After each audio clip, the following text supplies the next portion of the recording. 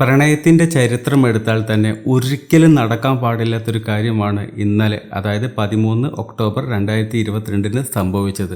പ്രണയിക്കുന്ന പയ്യൻ തന്നെ പെണ്ണിനെ, അത് 20 വയസ്സുള്ള പെണ്ണിനെ റെയിൽവേ സ്റ്റേഷനിൽ വെച്ചിട്ട് ട്രെയിനിൻ്റെ മുമ്പിലേക്ക് തള്ളിയിട്ട് കൊന്നു. ഓടിക്കൊണ്ടിരിക്കുന്ന ട്രെയിനിൻ്റെ മുന്നിലേക്ക് തള്ളിയിട്ടിട്ട് കൊന്നുകളഞ്ഞു. ഈ വിഷമം സഹിക്കാൻ വയ്യാഞ്ഞിട്ട് ആ പെൺകുട്ടിയുടെ അച്ഛൻ ഇന്നലെ വിഷം കുടിച്ച് ആത്മഹത്യ ചെയ്തു. അതായത് ഒരു വീട്ടിൽ 2 മരണം, അതും ഒരേ ദിവസം തന്നെ. ഇതിനൊന്നും പോരാൻ തന്നെ ഈ പറയുന്ന പയ്യൻ സ്റ്റേഷനിൽ നിന്ന് അവളെ തള്ളിയിട്ടതിന് ശേഷം നിമിഷ നേരങ്ങൾക്കുള്ളിൽ തന്നെ അവൻ എസ്കേപ്പായി. അവൻ അവിടുന്ന് രക്ഷപ്പെട്ടു. സത്യത്തിൽ എന്താണ് അവിടെ സംഭവിച്ചത്? എന്തിനാണ് അവൻ അങ്ങനെയൊക്കെ ചെയ്തത്? പെൺകുട്ടിയുടെ പേര് സത്യ എന്നുള്ളതാണ്, പയ്യന്റെ പേര് സതീഷ്. ഈ പറയുന്ന പെൺകുട്ടിക്ക് 20 വയസ്സാണുള്ളത്. അവന് 23 വയസ്സ്. ഈ പെൺകുട്ടി എന്ന് പറയുന്നത് ഡിഗ്രി സെക്കൻഡ് ഇയറിന് പഠിക്കുന്ന കുട്ടിയാണ്. അതായത് ഇവർ തമ്മിൽ കുറേ കാലത്തോളം നല്ല പ്രണയം തന്നെയായിരുന്നു. പ്രണയിച്ച് കഴിഞ്ഞ് കുറേ കാലം കഴിഞ്ഞപ്പോൾ ഈ പെൺകുട്ടിക്ക് തോന്നി ഈ പ്രണയം ശരിയാവില്ല, ഇവൻ്റെ കൂടെ ഞാൻ സെറ്റാവില്ല, ഇവൻ്റെ ക്യാരക്ടറും എൻ്റെ ക്യാരക്ടറും ഒത്തുപോകില്ല. അല്ലെങ്കിൽ പല കാരണങ്ങളുണ്ടാവും. ആ പെൺകുട്ടിക്ക് പറയാനായിട്ട് പല കാരണങ്ങളുണ്ടാവും. ഇവൻ എനിക്ക് ചേരുന്ന ഒരാളല്ല, ഞാൻ ഇങ്ങനെയുള്ള ഒരാളല്ല ഞാൻ ആഗ്രഹിക്കുന്നത് എന്നുള്ളത് ഒരാളുടെ അടുത്തറിയുമ്പോഴാണല്ലോ മനസ്സിലാവുന്നത്. അടുത്തറിഞ്ഞിട്ട് നമുക്ക് പറ്റില്ല, നമുക്ക് ഉൾക്കൊള്ളാൻ കഴിയില്ല, ഇത് നമുക്ക് ശരിയാവില്ല എന്ന് തോന്നുമ്പോൾ നമുക്ക് ഒഴിവാക്കണം. ഇല്ലാതെ നമ്മൾ കല്യാണം കഴിച്ചു കഴിഞ്ഞാൽ മരണം വരെ നമ്മൾ കണ്ണീര് കുടിക്കേണ്ടി വരും. അതിലും ഭേദം നമ്മൾ ഒഴിവാക്കുന്നത് തന്നെയല്ലേ. അത് തന്നെയാണ് ആ കുട്ടിയും ചെയ്തത്. ഒരു 4-5 മാസം മുമ്പ് എന്ത് ചെയ്തു ആ കുട്ടി? ഇത് നമുക്ക് ശരിയാവില്ല എന്ന് പറഞ്ഞുകൊണ്ട് മെയ് മാസത്തിൽ അവനുമായിട്ട് ബ്രേക്കപ്പ് ചെയ്തു. അതായത് നമ്മളിനി സെറ്റാവില്ല, മുമ്പോട്ട് പോകണ്ട, നിനക്ക് നിൻ്റെ വഴി, എനിക്ക് എൻ്റെ വഴി, അതാണല്ലോ ബ്രേക്കപ്പ്. അങ്ങനെ ബ്രേക്കപ്പ് ആയത് അവർ പിരിഞ്ഞു. ആര് പിരിഞ്ഞു? ആ പെൺകുട്ടിയാണ് പിരിഞ്ഞത്. അവൻ പിരിഞ്ഞിട്ടില്ല. അവൻ ആ ബ്രേക്കപ്പ് സ്വീകരിച്ചിട്ട് പോലുമില്ല. അവൻ്റെ ഉള്ളിലേക്ക് അത് കയറുന്നില്ല. അവൻ അപ്പോഴും അവളെ സ്നേഹിച്ചുകൊണ്ടിരിക്കുകയാണ്. അങ്ങനെ കുറേ ഇവൻ പിന്നാലെ നടക്കുന്നൊരവസ്ഥ ഉണ്ടായി. ബ്രേക്കപ്പ് പറഞ്ഞതിന് ശേഷവും അവളുടെ പിന്നാലെ നടക്കുമ്പോൾ അത് പിന്നെ ഒരു ശല്യം തന്നെയാണല്ലോ. ആ ശല്യം കൂടിക്കഴിഞ്ഞപ്പോൾ അവൾ എന്ത് ചെയ്തു? അങ്ങനെ അമ്മയുടെ അടുത്ത് പറഞ്ഞു, ഇങ്ങനൊരു സംഭവമുണ്ട്, ഇങ്ങനൊരു ആളിൻ്റെ പിന്നാലെ നടക്കുന്നുണ്ട്. ഞാൻ സത്യം പറഞ്ഞപ്പോൾ പ്രണയിക്കുന്നൊന്നുമില്ല കേട്ടോ, ഞാനത് ബ്രേക്കപ്പൊക്കെ ചെയ്ത് ഒഴിവാക്കിയതാണ്. പക്ഷെ ആൾ എന്നെ വിടുന്നില്ല, ഇപ്പം എൻ്റെ പിന്നാലെ തന്നെയാണ്, എനിക്ക് എന്താ ചെയ്യേണ്ടതെന്ന് അറിയില്ല അമ്മേ എന്ന് പറഞ്ഞു. ഇവിടെ രസം എന്താണെന്ന് ചോദിക്കുകയാണെങ്കിൽ ആ പെൺകുട്ടിയുടെ പേരൻസും ആ പയ്യൻ്റെ പേരൻസും പോലീസിലാണ് ജോലി ചെയ്യുന്നത്. എന്ന് വെച്ച് കഴിഞ്ഞാൽ പെൺകുട്ടിയുടെ അമ്മ ഇപ്പോഴും ഹെഡ് കോൺസ്റ്റബിളാണ്. ആ പയ്യൻ്റെ അച്ഛൻ ഇപ്പോൾ സർവീസിലില്ല, SI ആണെന്നുള്ളതാണ് തോന്നുന്നത്. എന്തായാലും പോലീസിൽ തന്നെയാണ്, പക്ഷേ ഇപ്പോൾ ഇല്ല, റിട്ടയർഡായി. ഈ പെൺകുട്ടിയുടെ അമ്മ പോലീസിൽ തന്നെ ആയതുകൊണ്ട് തന്നെ ഇതിനൊരു സൊല്യൂഷൻ ഉണ്ടാക്കണമല്ലോ. അപ്പോൾ സംസാരിച്ചു. അങ്ങനെ പേരൻസുമായിട്ടൊക്കെ സംസാരിച്ച് കഴിഞ്ഞതിന് ശേഷം ഒത്തുതീർപ്പായി. ഇനി ശല്യവും കാര്യങ്ങളും ഒന്നും ഉണ്ടാവില്ല, അവൻ്റെ ഭാഗം ഞങ്ങൾ നോക്കിക്കൊള്ളാം എന്നുള്ള രീതിയിൽ അത് പിരിഞ്ഞു. പിന്നെ നോക്കുമ്പോൾ കുറച്ച് ദിവസം കഴിഞ്ഞപ്പോൾ അവൻ പിന്നെയും ശല്യം തുടങ്ങി. അവൻ പിന്നെയും ബുദ്ധിമുട്ടിക്കാൻ തുടങ്ങി. അവൻ പിന്നെയും കഷ്ടപ്പെടുത്താൻ തുടങ്ങി. കാരണം ഈ പെൺകുട്ടി എവിടെയൊക്കെ പോവും, എന്തൊക്കെ ചെയ്യും, ഏതൊക്കെ വഴിക്ക് പോവും, ഏതൊക്കെ റോട്ടിൽ പോവും, ഏതൊക്കെ കടകളിലേക്ക് എത്തും, ഏതൊക്കെ വഴിക്ക് സഞ്ചരിക്കും, എല്ലാം അവന് കാണാതെ അറിയാം. കാരണം ലവറായിരുന്നല്ലോ. സോ അവൻ എന്ത് ചെയ്യും? ഇവൾ പോകുന്ന സ്ഥലങ്ങളിലൊക്കെ പോയിട്ട് അവിടെ എവിടെയെങ്കിലും ഇങ്ങനെ കുറ്റിയടിച്ചുകൊണ്ട് നിൽക്കും. അതായത് ഇവള് പോകുന്ന സ്ഥലത്തെല്ലാം ഇവളെ നോക്കാനായിട്ടൊരു ബോഡി ഗാർഡ് എന്ന് പറയുന്ന പോലെ, അടുത്തൊന്നുമില്ല, കുറച്ച് വിട്ടിട്ടാണെങ്കിലും ശരി, ആ പരിസരത്ത് അവൻ അവിടെ ഉണ്ടാവും. ഈ പെൺകുട്ടിക്ക് ഒരാളടുത്ത് സംസാരിക്കാനും പറ്റില്ല, മിണ്ടാനും പറ്റില്ല, ഒന്നിനും പറ്റില്ല. ഇവൻ അവിടെ കുറ്റിയടിച്ച പോലെ ഒരു സൈഡിൽ നിന്ന് കഴിഞ്ഞാൽ എന്ത് ചെയ്യും? ഒരുതരം എന്താ പറയുക, ഈ സിനിമയിൽ മാത്രമേ ഉള്ളൂ കേട്ടോ. ഒരു തവണ നായകയൊക്കെ ഉപേക്ഷിച്ചാലും അല്ലെങ്കിൽ എനിക്ക് വേണ്ട എന്ന് പറഞ്ഞു പോയാലും പിന്നെയും നായകൻ പുറകെ നടന്ന് പ്രണയത്തിലാക്കുന്ന കഥയൊക്കെ സിനിമകളിലാണ് നമ്മൾ കൂടുതലായിട്ട് കാണുന്നത്. നിത്യജീവിതത്തിൽ അങ്ങനെ നടക്കണം എന്നില്ല.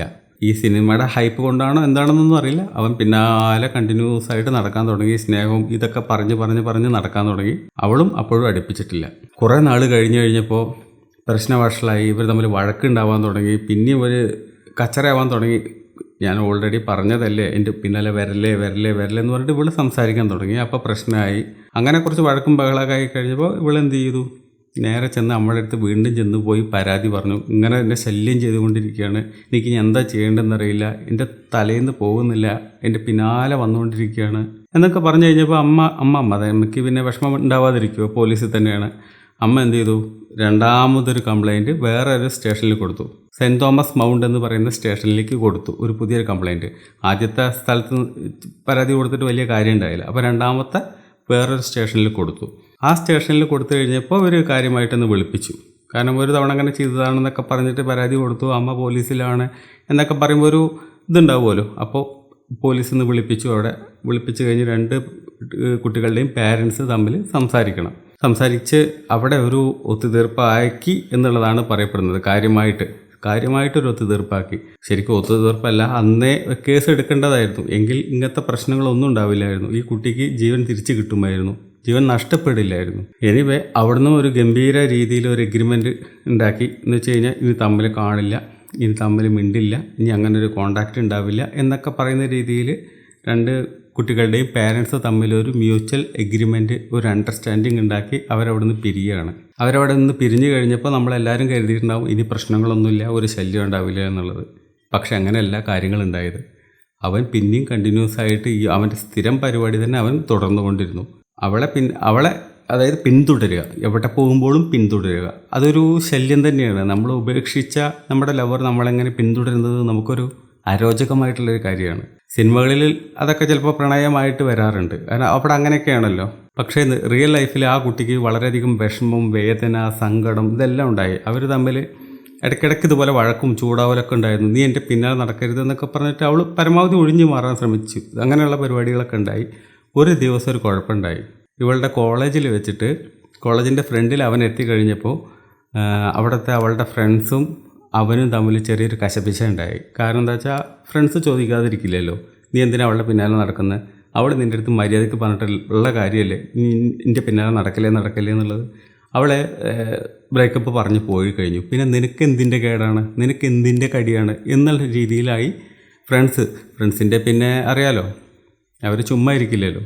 അവർ കിട്ടിയ ചാൻസ് മാക്സിമം യൂട്ടിലൈസ് ചെയ്തു. അവനായിട്ട് തട്ടിക്കയറാൻ തുടങ്ങി. ചെറിയ അടിപിടീൻ്റെയൊക്കെ വക്കത്തേക്ക് എത്തി. ആ സമയത്ത് അവളവിടെ ഉണ്ടല്ലോ, അവളാണല്ലോ അവിടെ കണ്ടുകൊണ്ടിരിക്കുന്നത് സംഭവം. അപ്പോൾ കോളേജിൻ്റെ പടിക്കൽ വെച്ചിട്ടാണ് ഇത് നടക്കുന്നത്, കോളേജിൻ്റെ ഉള്ളിലല്ല. അപ്പോൾ അവളെ കൊണ്ട് അവൻ ആ പൊതു സ്ഥലത്ത് വെച്ച്, പബ്ലിക് പ്ലേസിൽ വെച്ചിട്ട് തന്നെ പറയിപ്പിച്ചു, അവൾക്ക് ഇപ്പോഴും എന്നെ ഇഷ്ടമാണ് എന്നുള്ളത് പറയിപ്പിച്ചു. കാരണം ഇവനിട്ടിട്ട് തല്ലുക, ഇവനിട്ടിട്ട് ഫൈറ്റ് നടക്കുന്നൊരവസ്ഥയിൽ അവൾക്ക് അങ്ങനെ പറഞ്ഞേ പറ്റുള്ളൂ. ഇല്ലെങ്കിൽ ചിലപ്പോൾ അവൻ്റെ കാറ്റ് പോവും. ചിലപ്പോൾ ചെക്കന്മാരാണ്, അടി മാറിക്കൊണ്ടിട്ട് എവിടെയെങ്കിലും കൊണ്ടു കഴിച്ചിട്ടുണ്ടെങ്കിൽ അതോടുകൂടി തീരും. എന്തോ ആ ഒരു അറ്റ്മോസ്ഫിയറിൽ അവൾക്ക് പറയേണ്ടി വന്നു, എനിക്ക് അവനെ ഇഷ്ടമാണ് എന്നുള്ളത്. ഇഷ്ടമായിരുന്നു എന്നുള്ളതാണ് സത്യത്തിൽ ആക്ച്വൽ സത്യം. പക്ഷേ അതല്ല ഉണ്ടായത്. അങ്ങനെ നേരത്തെ പറഞ്ഞ പോലെ കേസ് പോലീസ് സ്റ്റേഷനിൽ ഇവർ തമ്മിലുള്ള സംസാരവും കാര്യങ്ങളൊക്കെ പിന്നെയുണ്ടായി. അതൊന്നും സത്യം പറഞ്ഞാൽ എവിടെ എത്തിയിട്ടില്ല. കാരണം എന്താ, അവൻ്റെ അച്ഛനും പോലീസിലായിരുന്നു. അതുകൊണ്ട് എത്ര കേസ് കൊടുത്താലും, എത്ര ഈ പരിപാടിക്ക് ഇറങ്ങി തിരിച്ചാലും ശരി, കോംപ്രമൈസ് ആക്കും പോവും. ഇതാണ് അവിടെ നടന്നുകൊണ്ടിരിക്കുന്ന കാര്യം. എന്നാൽ ആ പെൺകുട്ടിയുടെ അമ്മയും ഒരു അയഞ്ഞ മട്ടിലായിരുന്നു, അല്ലെങ്കിൽ ആ പെൺകുട്ടിയുടെ അച്ഛനും ഒരു അയഞ്ഞ മട്ടിലായിരുന്നു. കാരണം ഓക്കെ, എല്ലാവരും ചെറുപ്പക്കാരാണ്, പോട്ടെ, എങ്കിലും ശരിയാവുകയാണെങ്കിൽ നേരാവട്ടെ, നന്നാവട്ടെ, വേറെ എന്തെങ്കിലും മനസ്സൊന്ന് മാറിയിട്ട് അവൻ്റെ പാട് നോക്കി പോയാൽ നന്ന് എന്നുള്ള രീതിയിൽ എല്ലാവരും ഓരോ അവസരങ്ങൾ കൊടുക്കുമായിരുന്നു. അവനാണെങ്കിൽ അത് മുതലെടുക്കുകയായിരുന്നു. കൊടുക്കുന്ന അവസരം അവൻ സത്യത്തിൽ ചൂഷണം ചെയ്യായിരുന്നു. ഈ പ്രശ്നങ്ങൾക്കൊടുവിൽ, ഈ കോളേജിൽ നടന്ന ഈ പ്രശ്നങ്ങൾക്കൊടുവിൽ പോലീസിലൊരു സംസാരവും എല്ലാം കഴിഞ്ഞ് അവിടുന്ന് കോംപ്രമൈസ് ആക്കി എന്ന വ്യാജേന, സത്യത്തിൽ അവൻ കോംപ്രമൈസിലായിരുന്നില്ല. പക്ഷെ അവിടെ നിന്നൊക്കെ പറഞ്ഞ് എല്ലാം കഴിഞ്ഞ് പിരിയും, ഒരു പ്രശ്നമില്ലാത്ത പോലെ പിരിയും. എന്നിട്ട് അവൻ ചെയ്ത പണി എന്താണെന്ന് ചോദിക്കുകയാണെങ്കിൽ, അവനറിയാലോ എപ്പോൾ എവിടെ എങ്ങനെയൊക്കെ പോകുന്നുള്ളത്. അവൾ എവിടെയൊക്കെ പോകുമ്പോൾ, അവൾ ഏതൊക്കെ വഴിക്കാണ് സ്കൂളിലേക്ക് കോളേജിലേക്ക് പോകണത്, തിരിച്ചു പോകുന്നത് എന്നൊക്കെ അവൻ അസലായിട്ട് അറിയാം. കാരണം അറിയാവുന്ന കാര്യം തന്നെയല്ലേ, ലവർ ആയിരുന്നല്ലോ. സോ അവനെന്ത് ചെയ്തു, സെൻറ് തോമസ് മൗണ്ട് എന്ന് പറയുന്ന ആ സ്ഥലത്തുള്ള റെയിൽവേ സ്റ്റേഷനിൽ അവൾ പോകുന്ന സമയം നോക്കി ഉച്ചയ്ക്ക് അവന് അവിടേക്ക് എത്തി. പ്രശ്നം ഉണ്ടാവും എന്നുള്ളത് അവൾക്ക് മനസ്സിലായി. അവൾ എന്ത് ചെയ്തു, അവളുടെ ഫ്രണ്ട്സിൻ്റെ ഇടയിലേക്ക് കയറി നിൽക്കാൻ നോക്കി. കാരണം അവൻ ഇങ്ങനെ അവളുടെ അടുത്തേക്ക് വന്നുകൊണ്ടിരിക്കുക. അപ്പോൾ അവളെന്ത് ചെയ്തു, ഫ്രണ്ട്സിൻ്റെ ഇടയിൽ കയറി നിന്നപ്പോൾ അവൻ അവളെ കൈ പിടിച്ച് വലിച്ചു കൊണ്ടുപോയി കുറച്ച് മാറി നിൽക്കുന്ന പോലെ കുറച്ച് വിട്ടു നിന്ന് കുറേ സംസാരിച്ചുകൊണ്ടേ ഇരിക്കുകയായിരുന്നു. അവനെ വായിൽ തോന്നുന്നതൊക്കെ അങ്ങനെ പറഞ്ഞുകൊണ്ടിരിക്കുന്നുണ്ട്. അവളാണെങ്കിൽ ഇങ്ങനെ കേട്ടോണ്ടിരിക്കുക. ആ കേട്ടോണ്ട് നിൽക്കുന്ന സമയത്ത് അവൻ അവളെയും കൊണ്ട് കൊണ്ടുപോയി നിർത്തിയ സ്ഥലം എന്ന് പറയുന്നത് റെയിൽവേ ട്രാക്കിൻ്റെ അടുത്താണ്, പ്ലാറ്റ്ഫോമിലാണ്. ട്രെയിന് അത്യാവശ്യം സ്പീഡിൽ അടുത്ത് വരുന്നത് കണ്ട ഉടനെ തന്നെ ഇവൻ എന്ത് ചെയ്തു, അവളെ അങ്ങ് തള്ളി അതിലേക്ക് അങ്ങോട്ട് ഇട്ടു. അതായത് ചുറ്റും കൂടി നിൽക്കുന്ന യാത്രക്കാരും മറ്റും ഈ അവളെ തള്ളിയിടുന്ന രംഗവും കണ്ടിട്ടുണ്ട്. അവൾ ട്രെയിനിൻ്റെ മുമ്പിലേക്ക് വീഴുന്നതും കണ്ടിട്ടുണ്ട്, ട്രെയിൻ കയറി ഇറങ്ങണതും കണ്ടിട്ടുണ്ട്.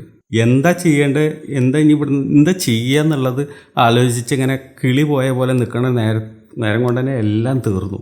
വണ്ടി കയറി ഇറങ്ങി. ഒരു 10-20 വയസ്സ്, എന്തിനും 20 വയസ്സ്, ഒരു പശു, ഒരു ആന, എല്ലാം ഒരു ട്രെയിൻ ഇടിച്ചു കഴിഞ്ഞാൽ തീരാവുന്ന കേസേ ഉള്ളൂ. പിന്നെയാണോ അപ്പോൾ ഒരു മനുഷ്യൻ്റെ അവസ്ഥ?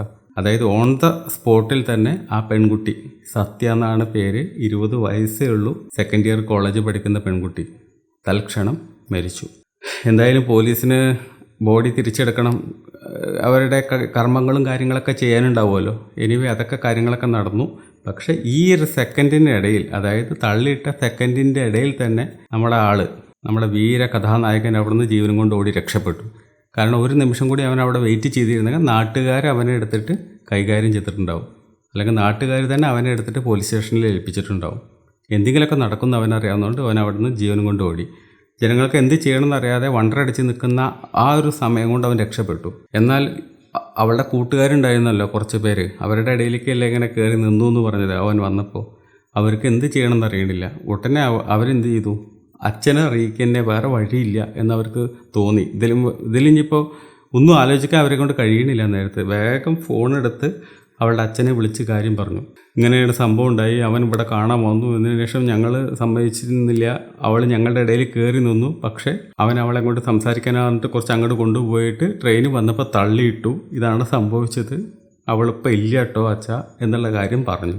2-3 തവണ പോലീസ് സ്റ്റേഷനിൽ കയറിയിട്ട് വേണ്ട പോലെ സീരിയസ് ആക്കാതെ ഒരളവ് കൊടുത്ത് വിട്ടതാണ്. അവൻ എങ്ങനെയെങ്കിലും നന്നാവട്ടെ, അതും പോലീസുകാരൻ്റെ പയ്യനാണ്. സോ എങ്ങനെയെങ്കിലും അന്ന് പോവട്ടെ, പ്രായം എത്രയിലുള്ളൂ, ഈ ഒരു പ്രായത്തിൽ ഇതൊക്കെ തോന്നുന്നതല്ലേ എന്നുള്ള രീതിയിലൊക്കെ വിട്ടുകൊടുത്തതായിരിക്കാം, വിട്ടുവീഴ്ച ചെയ്തതായിരിക്കാം. അന്ന് ആ പെൺകുട്ടിയുടെ അച്ഛനും അമ്മയും കഥ സ്ട്രോങ് ആക്കുകയാണെങ്കിൽ നിയമം എത്ര പോലീസുകാരൻ്റെ മക്കളാണെങ്കിലും ശരി, ഇവിടെയും പോലീസിൽ തന്നെ ആളുണ്ട്, അമ്മ പോലീസാണ്. സോ ഒന്ന് മുറുക്കി കഴിഞ്ഞിട്ടുണ്ടെങ്കിൽ നിയമം ഒന്ന് കുരുങ്ങും. അത്ര എളുപ്പത്തിലൊന്നും ചിലപ്പോൾ കഴിഞ്ഞു കൊള്ളണമെന്നില്ല ഊരിപ്പോരാൻ. സോ അത് ഇവരും ചെയ്തില്ല. ആ തെറ്റ് എത്ര ഭീകരമായിരുന്നു ആ തെറ്റ് എന്നുള്ളത് ആ പെൺകുട്ടിയുടെ അച്ഛൻ അപ്പോഴാണ് മനസ്സിലായത്. കാരണം അന്ന് അത് മുറുക്കിയിരുന്നെങ്കിൽ ഇന്ന് അവളുടെ ജീവൻ രക്ഷിക്കാൻ പറ്റുമായിരുന്നു. അയാൾക്ക് കുറ്റബോധം കൊണ്ട് നിൽക്കാൻ പറ്റുന്നില്ല. ഞാൻ എന്ത് മനുഷ്യനാണെന്നുള്ളതായി അയാൾ ചിന്തിക്കുന്നത്. അങ്ങനെ ആ അന്നേ ദിവസം തന്നെ ഇങ്ങേര് മദ്യപിക്കുന്ന ആളാണ്. മദ്യത്തിനകത്ത് വിഷം മിക്സ് ചെയ്ത് മൂപ്പരങ്ങ് കുടിച്ചു. പ്രശ്നത്തിലായി. ഹോസ്പിറ്റലിലേക്ക് കൊണ്ടുപോകാനായിട്ട് ആൾക്കാരൊക്കെ നിന്നു. കാരണം സംഭവം വായന്ന് പറയുമ്പോൾ അതൊക്കെ വന്നാൽ പിന്നെ ആൾക്കാർക്ക് അറിയാലോ എന്തോ കുടിച്ചിട്ടുണ്ടെന്നുള്ളത്. മദ്യപിക്കുമായിരുന്നു. അപ്പോൾ നേരെ ഹോസ്പിറ്റലിലേക്ക് കൊണ്ടുപോയി. എന്തായാലും പോകുന്ന വഴിക്കാണോ അവിടെ എത്തിയതിനു ശേഷമാണോ എന്നറിയില്ല, ആൾ മരിച്ചിട്ടുണ്ട്. രക്ഷപ്പെടുത്താൻ പറ്റിയില്ല. ഇത്രയൊക്കെ ചെയ്തിട്ടുള്ള അവൻ്റെ പ്രണയം, അത് സത്യത്തിൽ പ്രണയം തന്നെയാണോ? എനിക്ക് തോന്നുന്നില്ല. എനിവേ രക്ഷപ്പെട്ടു പോയ ഈ പയ്യനെ പോലീസ് പിന്നെ എവിടുന്ന കണ്ടെത്തുന്നതറിയോ? വേറെ ഇതേപോലെ റെയിൽവേ സ്റ്റേഷൻ്റെ അവിടെ ഏതോ ഒരു പരിസരത്ത് വെച്ച് തൊട്ടടുത്ത ദിവസം തന്നെ വേറെ ഏതോ ഒരു പരിസരത്ത് വെച്ച് ഇവനെ കാണുകയാണ്. ഇവനെ കാണുമ്പോൾ ഇവൻ്റെ പൊസിഷൻ എങ്ങനെയാണ് ചോദിക്കുകയാണെങ്കിൽ ഇവൻ സൂയിസൈഡ് ചെയ്യാൻ വേണ്ടി ഇങ്ങനെ ചിന്തിച്ചുകൊണ്ട് അവിടെ നിൽക്കുക. ട്രാക്കിലാണെന്നാണ് തോന്നുന്നത്. എനിവേ പോലീസ് എന്ത് ചെയ്തിരുന്നു? ഈ ഒരു മരണം നടന്ന സമയത്ത് തന്നെ, അല്ലെങ്കിൽ കൊലപാതകം നടന്ന സമയത്ത് തന്നെ 2-3 ടീമായിട്ട് 3-4 ടീമായിട്ട് ഇവർ തിരിഞ്ഞു. ഓരോരുത്തർ ഓരോ ദിക്കിലേക്ക് എന്ന് പറയുന്ന പോലെ 4 ഭാഗത്തേക്കും അന്വേഷിക്കാനായിട്ട് ഇറങ്ങി. അവസാനമാണ് അവനെ കണ്ടെത്തുന്നത്. കണ്ടെത്തുമ്പോൾ ഇവനും സൂയിസൈഡിൻ്റെ ഒരു പോയിന്റ് തന്നെയായിരുന്നു എന്നാണ് മനസ്സിലാക്കാൻ പറ്റണത്. അതായത് പോലീസുകാർ അവനെ കണ്ടുപിടിച്ചില്ലായിരുന്നെങ്കിൽ അവനും സൂയിസൈഡ് ചെയ്യുന്ന ഒരു അവസ്ഥയിലായിരുന്നു. കാരണം പെൺകുട്ടിയുടെ അച്ഛൻ മരിച്ചു, പെൺകുട്ടീനെ അവൻ കൊന്നു. ഇത്രയും സംഭവിച്ചു കഴിഞ്ഞാൽ പിന്നെ അവൻ്റെ ജീവിതം എത്ര വലിയ പോലീസുകാരനാണെന്ന് പറഞ്ഞാലും ശരി, ഇത്രയും പബ്ലിക്കിൻ്റെ മുമ്പിൽ ചെയ്തതായതുകൊണ്ട് പണി കിട്ടും, നന്നായിട്ട് പണി കിട്ടും എന്നറിയാവുന്നത് കൊണ്ട് തന്നെ അവൻ അവിടെ നിന്ന് ആത്മഹത്യ ചെയ്യാൻ ശ്രമിക്കുകയായിരുന്നു. അവിടെ നിന്നാണ് പോലീസ് അവനെ പൊക്കിക്കൊണ്ടുപോയത്. ഇത് സത്യത്തിൽ സ്നേഹമാണോ, അല്ലെങ്കിൽ ഇത് പ്രണയമായിരുന്നോ സത്യത്തിൽ അവനുണ്ടായിരുന്നത്? നമ്മൾ സ്നേഹിക്കുന്ന ആൾ ഈ ലോകത്ത് എവിടെയാണെങ്കിലും ശരി സന്തോഷത്തോടെ ഇരിക്കണം എന്നല്ലേ നമ്മൾ ആഗ്രഹിക്കുക. അല്ലാതെ ഞാൻ അവളെ ഇഷ്ടപ്പെടുന്നു എന്ന് പറയുന്ന ഒരൊറ്റ കാരണം കൊണ്ട് അവൾ എന്നും എൻ്റെ കൂടെ തന്നെ ഇരിക്കണം എന്ന് പറയുന്നതാണോ ശരി? അവൾ എൻ്റെ കൂടെ തന്നെ ഇരിക്കണം എന്ന് പറയുകയാണെങ്കിൽ അതിനകത്ത് ശരി എങ്ങനെയാണെന്നറിയോ? അവൾക്ക് കൂടി അത് സന്തോഷമുണ്ടെങ്കിൽ, അവൾക്ക് കൂടി അത് സന്തോഷമാകുമെങ്കിൽ മാത്രം അല്ലേ? അവൾക്ക് വിഷമമാണ് നിങ്ങളുടെ കൂടെ ഇരിക്കുന്നത് എങ്കിൽ, നിങ്ങൾക്ക് ആ പെണ്ണിനോട് സ്നേഹമുണ്ട് എന്ന് പറയുന്ന ഒരൊറ്റ കാരണം കൊണ്ട് എൻ്റെ കൂടെ തന്നെ അവൾ ജീവിക്കണം, എൻ്റെ കൂടെ അവൾ ജീവിക്കില്ലെങ്കിൽ ഈ ലോകത്ത് അവൾ ആരുടെയും കൂടെ ജീവിക്കേണ്ട എന്ന് പറയുന്നുണ്ടെങ്കിൽ അത് പ്രണയമാണോ? ആ പെൺകുട്ടിയുടെ സന്തോഷം, ആ പെൺകുട്ടിയുടെ പേഴ്സണാലിറ്റി, ആ പെൺകുട്ടിയുടെ ഇഷ്ടാനിഷ്ടങ്ങൾ, പ്രതീക്ഷകൾ, സ്വപ്നങ്ങൾ, ഇതിനൊന്നും ഒരു വിലയില്ലേ? പ്രണയിക്കാൻ തുടങ്ങുന്ന സമയത്ത് തന്നെ മൊത്തം അങ്ങോട്ട് അടുത്തറിഞ്ഞ് മനസ്സിലായിട്ടൊന്നല്ല പ്രണയിക്കാൻ തുടങ്ങുന്നത്. ഏകദേശം ഒരു ചെറിയൊരു അടുപ്പം വന്നു തുടങ്ങുമ്പോഴേ തുടങ്ങുന്ന ഒന്നാണ് പ്രണയം. പിന്നെ കൂടുതൽ അടുക്കുമ്പോഴാണ് മനസ്സിലാകുന്നത് നമുക്കിത് പറ്റുമോ ഇല്ലയോ എന്നുള്ളത്. പറ്റില്ല എന്ന് ഒരാൾക്ക് തോന്നിക്കഴിഞ്ഞാൽ വിട്ടു പോകണം രണ്ടുപേരും. പിന്നെ അവിടെ നിൽക്കരുത്, നിന്നിട്ട് കാര്യമില്ല. ആ ഒരു തിരിച്ചറിവെങ്കിലും ഇനി പ്രണയിക്കാനായിട്ട് ഇറങ്ങുന്നവർക്കും ഇപ്പോൾ പ്രണയിച്ചു കൊണ്ടിരിക്കുന്നവർക്കും തേപ്പിൻ്റെ വക്കത്ത് നിൽക്കുന്നവർക്കും ഓർമ്മയിൽ ഉണ്ടാകട്ടെ എന്ന് മാത്രമേ പറഞ്ഞുകൊള്ളുന്നു.